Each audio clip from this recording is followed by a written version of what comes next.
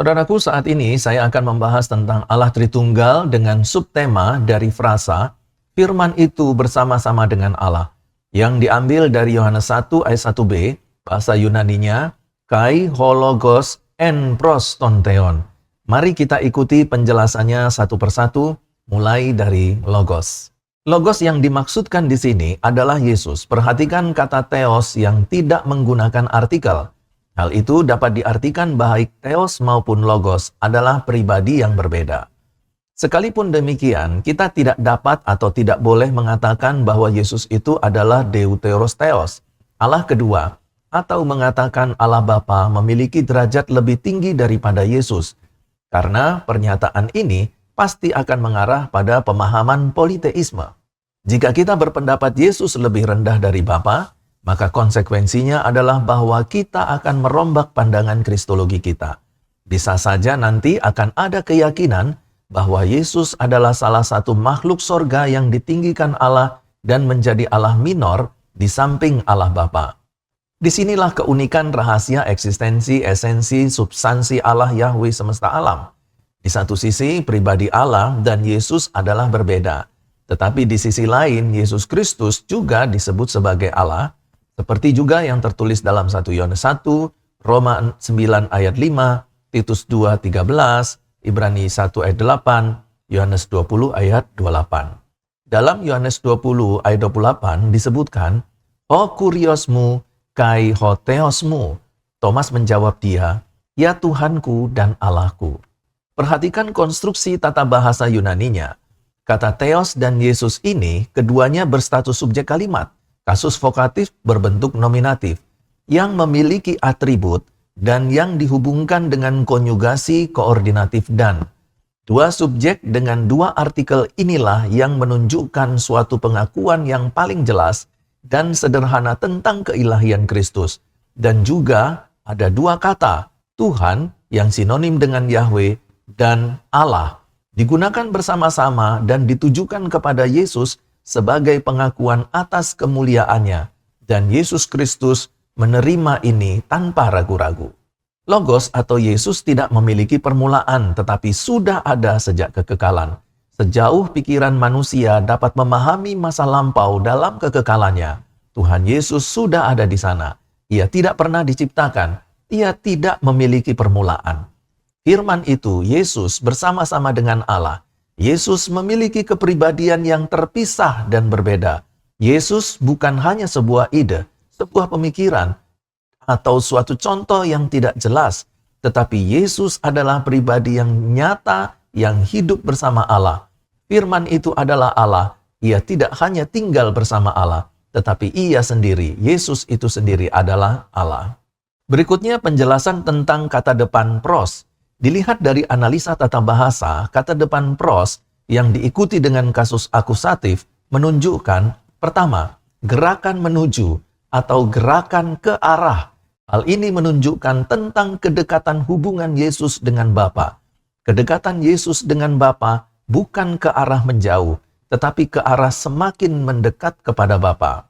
Kedua, kata pros bersama dengan Allah memiliki pengertian berhadapan langsung dengan Allah. Dan firman itu berhadapan muka dengan Allah. Proston theon. Maksudnya adalah bahwa sang firman berada dalam persekutuan yang paling dekat dengan Bapa. Kedekatan itu bahkan lebih daripada parasoi dalam Yohanes 17 ayat 5 yang hanya berdiri statis di hadapan Bapa. Berdiri statis di hadirat Bapa. Dan yang ketiga, penggunaan pros di sini juga sering digunakan dalam Perjanjian Baru dalam arti dengan atau bersama dengan atau berhubungan dengan Tuhan. Berarti Yesus dan Bapa berada dalam persekutuan yang sempurna secara kekal dan konsisten. Di sini jelas bahwa Yesus memiliki eksistensi pribadi yang sadar, yang berbeda secara substansial dari Allah, tetapi tetap sama dalam hal hakikatnya dan tidak dapat dipisahkan dari Allah Bapa dan selalu berhubungan dengan Allah Bapa yang maha tinggi, yang mutlak. Yohanes 1 ayat 18, Yohanes 17 ayat 5, dan 1 Yohanes 1 ayat 2.